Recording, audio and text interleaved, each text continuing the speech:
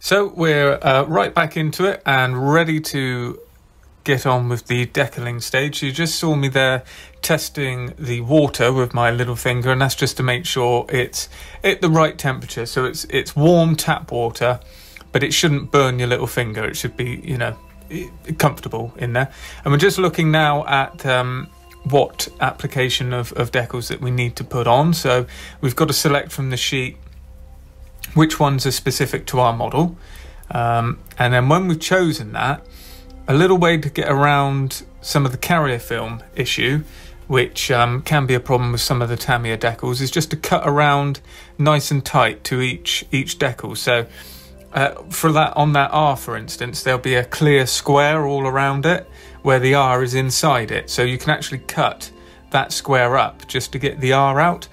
And you don't want to cut through the paper, you're just sort of scoring around. The carrier film's extremely thin, and you want to leave it on the backing paper, and then when you've put it in the water, the carrier film will peel away and you'll be left mostly with just the shape of the actual decal that you want to put on. So that's one thing that helps. We'll get into that more as we go further on, and even maybe look at actually painting some markings on, but for now that's simple enough, and with a very sharp scalpel it's no problem to go around. And then just the rest of the decals are cut out now using scissors. You could use a knife and a ruler as well, and then just holding it in the water. I tend to do for about 30 seconds generally, and then pop it onto the kitchen roll, which takes off the excess water as you saw there, and then just let that soak in a bit more. And then when that starts to loosen the glue, we can then think about applying the decal onto the model. And so I'm wetting the surface there first. It's going to take the application, for where it's going to take the application, sorry. And just making sure everything's nice and movable, and that's what you want to do. If you don't want to try and move these decals on dry surfaces, because you can then start tearing them and you're putting a force on them. So it's just sort of maneuvering them there. Everything's wet, the brush is wet, the paper's wet, and the surface of the model is wet, and that just keeps everything moving. You'll see here, I know that they're quite thick decals, so it's not a problem. You can hold them with tweezers, and I was just taking off some of that extra carrier film that we'd cut away. So all we really have now is just the painted cross. And that's half the issue with decals. If you see, sometimes you get large areas or you get silvering and all that sort of thing. If you haven't got much carrier film there to worry about, most of the problems are gone. So I'm just there again wetting the tweezers now to make sure everything flows nicely. And on the backing paper there, I was actually pulling off parts of the carrier film again. So you just want to get them on, get them into place, and make sure they're square and lined up with where you want them to be. And once you're happy with where it is, then with a wet brush or whatever you choose to use, you can then maneuver it into the perfect position and then start to flatten it down. So I'm just using tweezers now because I've got a bit more control, and just making sure that's in the final place. And when you've got it where you want it, then just leave it. Don't move it, let it dry off, and then the glue will start to stick and take hold, and then you can push it down with a cotton bud. I'm going against my advice here a little bit, but generally I would have left that decal a little bit more because I've moved it now and it's now off center. But that's the principle. Once it's dried off after about sort of 10 minutes, then you can press it down with a wet damp cotton bud and just roll it over, and it shouldn't then move, it should just press that into the surface, and then it lays down on the surface nicely. And now just on the turret, we've got this big R, which is could be a potential problem. So I'm just brushing off the extra carrier film that I've cut away there again, moving it off the backing paper, and then as you can see, it's time to get the tweezers out. We'll just place that on. Got another little bit of carrier film there, which is loose, and it's tucked under it, so pull that off. And you've got the time now to really make sure it's how you want it to look. And if there's a carrier film trapped underneath it, then you can just peel it all up, get that away, and push it back down again. If you leave it, you'll get the sort of ridge there, which you want to try and avoid. And then maneuver it into position again, much like before, and then press it down once you're happy with where it is to get it to settle.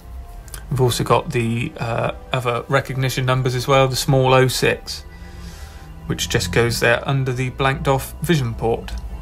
And once you're happy with that, just check over the model and make sure everything's looking how you want it, and let those dry off. Then it's time to think about decal setting solutions. Now, again, in keeping with this video, trying not to add too many different products, we're actually going to use some Tamiya X20A thinners straight from the bottle. And these are just going to help melt the decal slightly into the surface and make it conform to any areas. All of these are actually on quite flat surfaces, so this just helps bed them down a little bit more. Now, it goes without saying, you've got to be very careful with this. And as you can see, I'm just brushing it on very lightly, and once it's on, I then don't touch it again. And we let that dry. I would say do this at the end of your session, leave it overnight. Then maybe do another application and leave it for sort of 6 to 12 hours, just so it sets, because this thinner, if you rub it too much, it can actually then melt into the paint and cause damage. So you don't want to plaster loads on, and you don't want to really force it into the surface, because you might find that the gloss coat that we put on might actually start to get a bit tacky because the thinner begins to eat into it. So it's just very, very lightly applying the thinner onto the decal and then letting that sink in and then evaporate and gas off, and it should do the effect that we want, which is just melting those decals into the surface. And now you should see in the circle at the top of the R, a few little bubbles where there's air got underneath it because I didn't carry a film away from that section. So I'm just pricking those little bubbles now, and they don't really show up as real bubbles. They show up as kind of light areas. The light catches them a little bit. You can see maybe they're just in the bottom corner there where I just poked it. And all I'm doing is just putting a hole in that so that then I can apply the X20A thinners again, and that will go in underneath the decal and then just bind it down onto the surface. And particularly at the back here, this bottom arrow just goes over one of those recessed holes there. So I'm just poking that again for the similar reason. And then once you're happy with that and the decals are exactly how you want them, I'm just going to go back over the decals with another coat of the gloss coat, the X22 from Tamiya, exactly as we did it before. And that's not over the whole model, that's just over the decal. So now it's on to the weathering, and here, this is a simple thing you can buy in art shops. So that's low odor thinners we've got there, and that is bought from an art shop by me, so it's nothing special.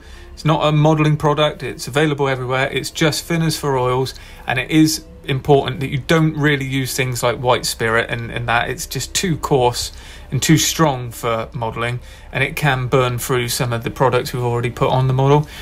So something like that, and having the low odors as well for close confined areas is helpful, because it does blow your head off a little bit. So what we're doing now is getting ready to start with some of these oil paints that we discussed at the beginning of the series. So I've got my kitchen roll there, and we're starting off with raw umber. And the reason we're putting it onto kitchen roll is because inside these oil paints there is linseed oil, which gives the oil the workability time. It gives it time to be workable. It goes on for ages. That's why they don't dry over a week or 2 weeks. If you actually put it onto something that's absorbent, so a piece of card or a piece of kitchen paper, the linseed oil will be absorbed into that and taken out of the paint, which then means the drying time is more like overnight to 12 hours, that sort of thing. So just it makes it dry off a lot quicker. So here I'm just getting a little bit of the oil paint and putting it in a kind of bath of the thinners there. I've got the thinners in 2 sections of this little pot, and the one I'm mixing here is making a pin wash, and the other one is clean, so that I can use that just to thin down the wash as well. But we may not see much of that. I usually have 2, and that's a way of just cleaning back the brush if I get it too overloaded, and then I can start again. And this pin wash is simply just going around the recessed parts and using capillary action, as you see there, and just dabbing it around and letting it run all around the recesses. And this is, as I say, a pin wash, or if aircraft it would be a panel line wash. It's the same thing. It's just defining those lines and giving a bit of depth to the model and starting to break up that single coat colour there, and as you can see, it ran all the way around the hinges then, and all of a sudden you could see the hinge joins, which you couldn't see before. So we just go around the model, picking out these places, letting it run in. If you go over and it's a bit too heavy and it goes outside the line, don't worry about that. We can wipe that away when it started to dry off, and it will just go back into the line. It won't be a problem. So just go over the whole model like this. And then if we've been a bit over the top here, where I'm picking out some of the tread pattern, so that's quite a heavy wash we've done there, looks quite dirty. So then just get a cotton bud and just dab over it to take off the excess. And it should leave enough there to catch a bit of depth, but it doesn't make it look filthy like it was. And again, just going over some of the areas and just wiping it off. And this is the benefit of oils. Don't use anything else because it's not, well, enamels can be, so you can do the similar thing but with enamels. But if you do it with acrylics, it has a working time of about 2 or 3 minutes, and then you can't get it off once it's dry, so you want to avoid that. So that's what the Citadel washes would be. Some people use those. I would not use those for this kind of thing. Stick to oils for the moment, or if you prefer, you could do it with enamels in exactly the same manner, and you'd have the same working time. And now, because this is a kind of intro and a practice one, I'm just starting now to have a little bit of fun around the front. So we've still got this over the same coat after the panel line. I'm just going over a little bit heavier in places on the front of the model, just to give some kind of streaking effects and some depth. So they're going over that spare wheel, quite heavy with the rest of the wash we've got there, and then just working it back with the cotton bud. And as you can see, it's just given it's changed the tone of that paint.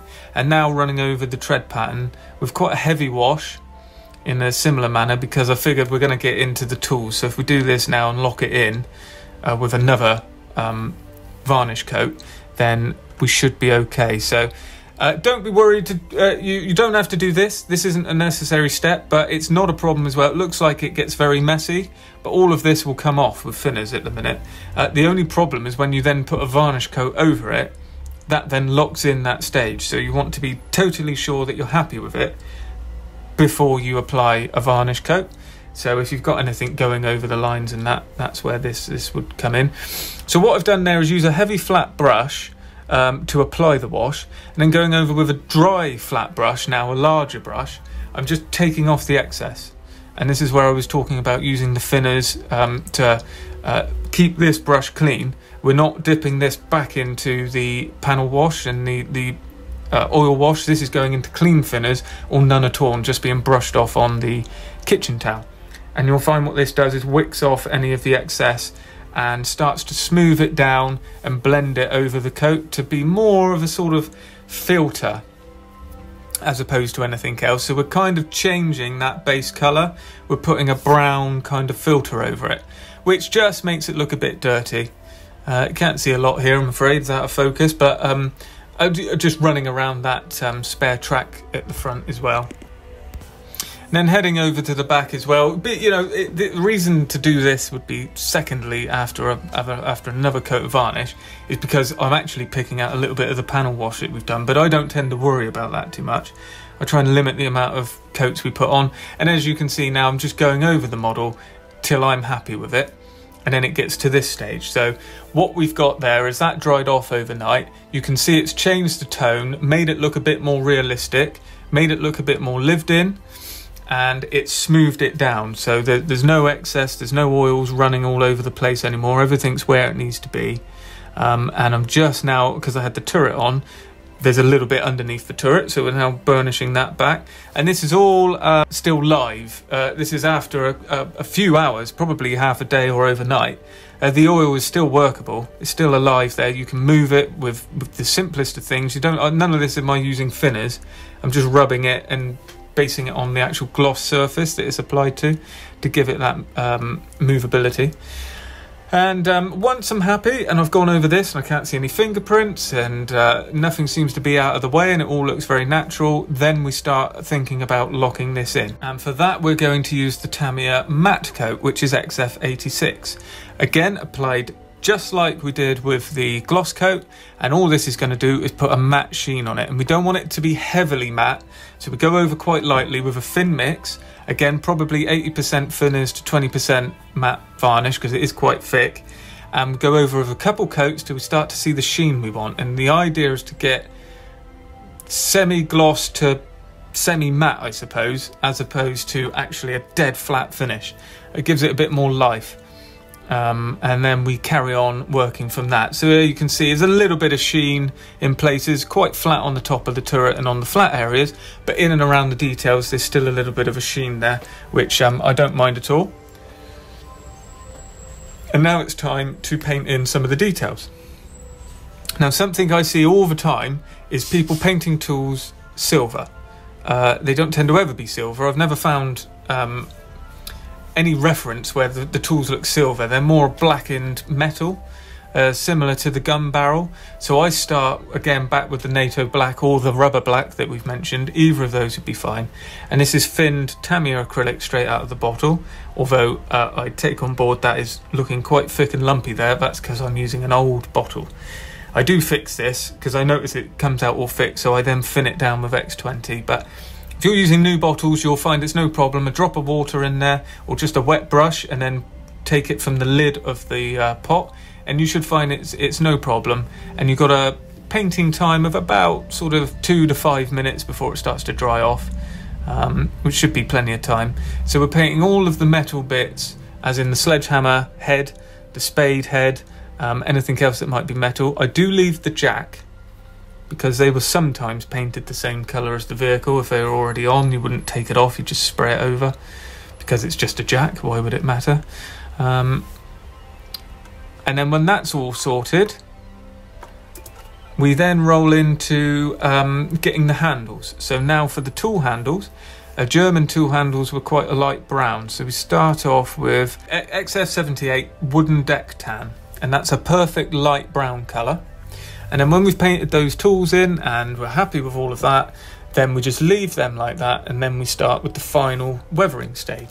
So we've got a little bit more of a colour palette here, and we're going to make up a dust wash. So I've got some yellow ochre there, and same principle again, putting it onto the kitchen roll. And then we've got white straight through there, and then we've got raw umber, Payne's grey, and burnt sienna. So I put all of those onto my palette as it is there, and then again thinning down with using thinner from each of the pot. And I've got the 2 different pots to make up a number of different washes here, and that's all we're doing. We're making simple washes. So starting off with the yellow ochre, adding a bit of white to make a light dust colour, a sandy dust colour. We're in the desert, you know, it's going to be sand in the air and dusty particles running all around the place. So I'm just trying to find the right colour balance here, simply by mixing the white and the ochre. And once I'm happy with that, we then add some thinners and mix it down to make it into a nice wash. Not too much thinner here, it's quite a heavy pigmented wash, and that's what we want. We want to have a little bit of this left around. We don't want it all just to be very thin, and as it evaporates we don't see very much. So the more pigment in there, the more that's left in the wash when the thinner actually evaporates. And once all that's thoroughly mixed, we can start applying it to the model. And starting on the running gear now, just go around all the wheels, all the areas, just giving it a kind of a pin wash,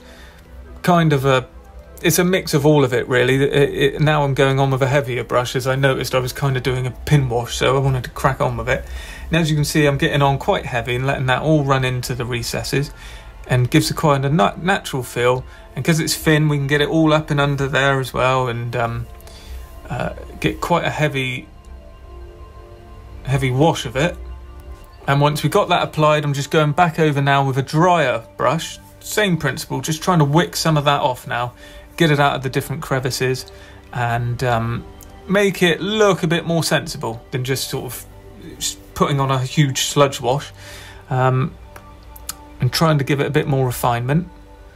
And then moving it down like that, you'll see that the excess runs to the bottom of the wheel. So then again, you can just dab it and pull that off from there. And you want to get it to pull into the different corners and then just touch that and wick it off from there as well. So it settles down and leaves us a nice kind of pigmented finish. And here you can see one side of the track on the right hand side has been done and wiped off.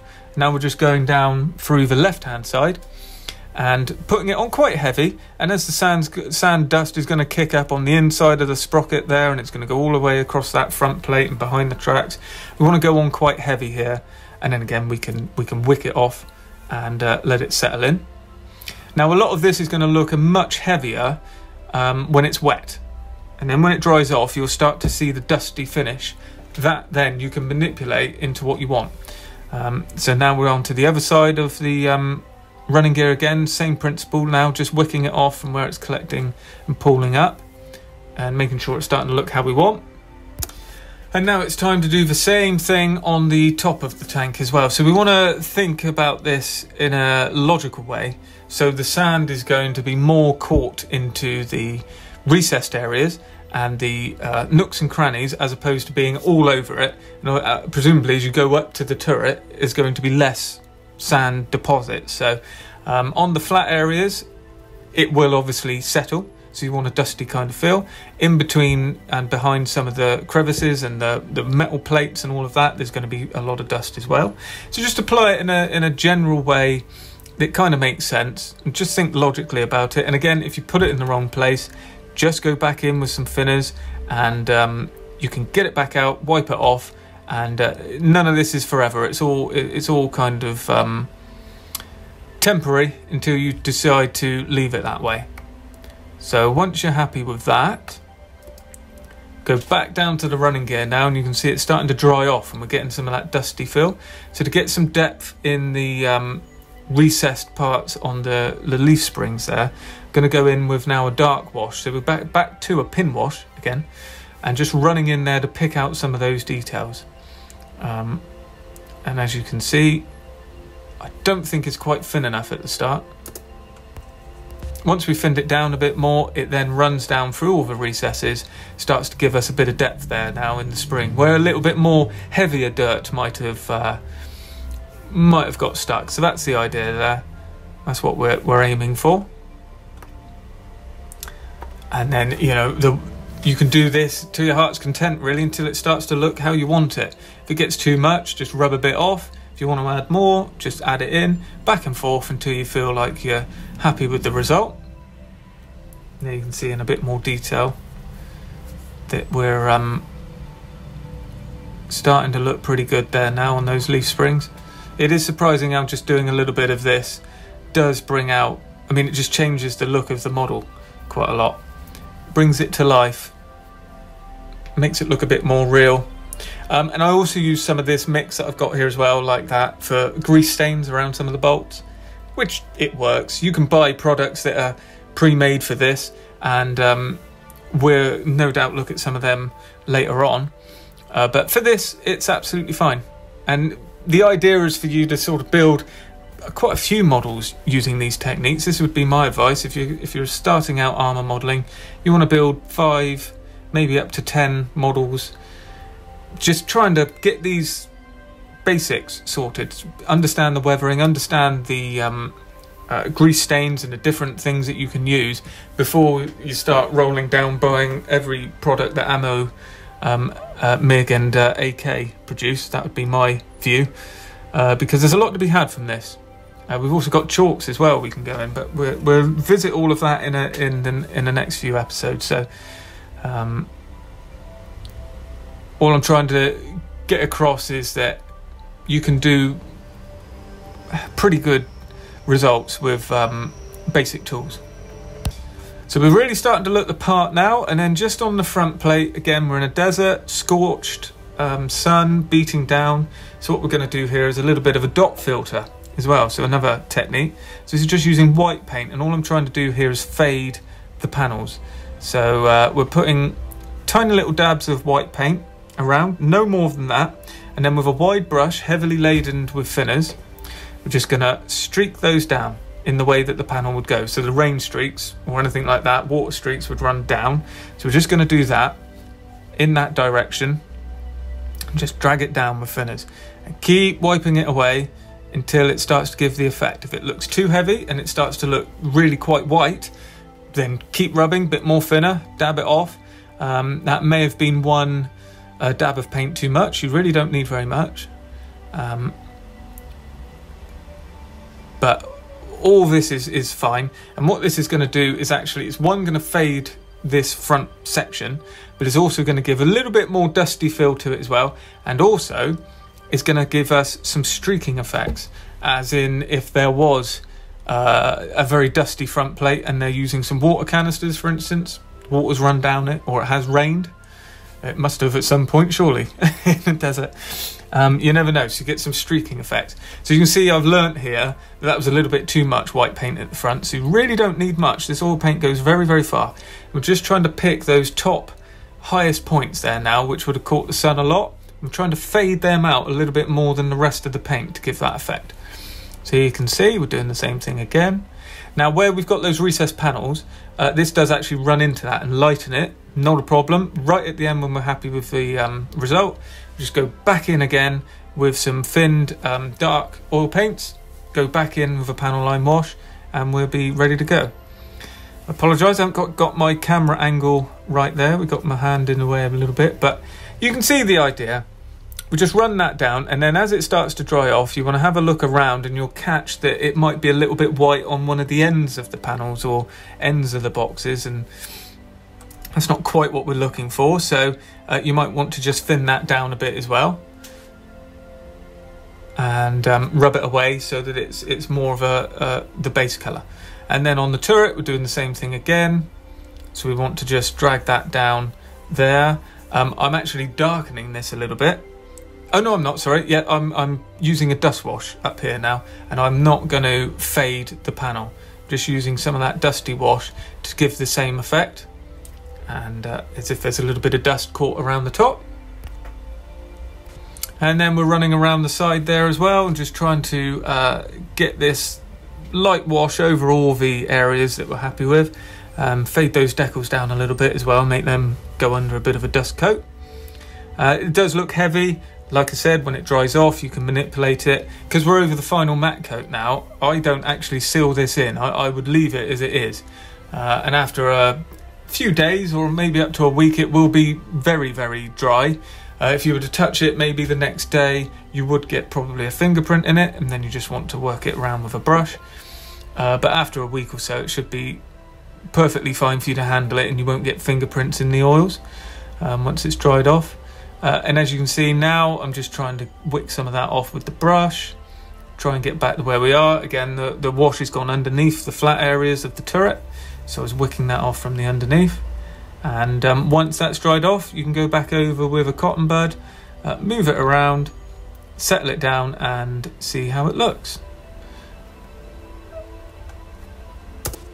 And we've got one major part to do now, and that is to give these tool handles the look of a wooden tool handle. So this is what the burnt sienna was for. So I'm going in with a small brush, fine brush, and this is neat oils, no thinner here. So we're straight out of the oil and using the streaking effect to give us a wood grain look. And then over that light base coat, it shows through and gives us a very nice wooden look. So what I'm doing here is just using the brush and stroking it to get lines in the paint as it's distributed, and that gives us a nice wooden grain look.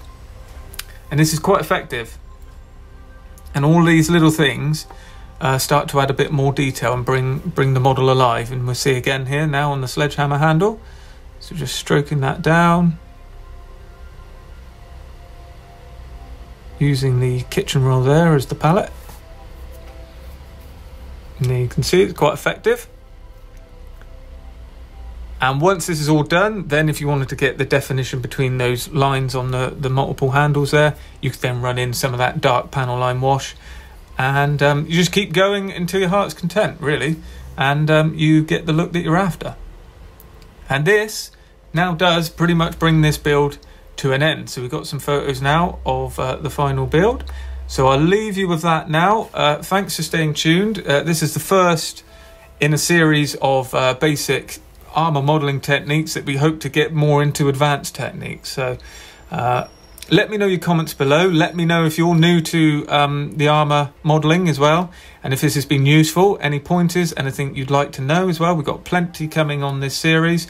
This is in a playlist as well, which is linked below. So if you are interested in staying tuned, follow that playlist, save it to your playlists in YouTube, and you'll then be able to find all of the videos very easily. If you haven't already, please consider subscribing to the channel, and I will see you in the next video.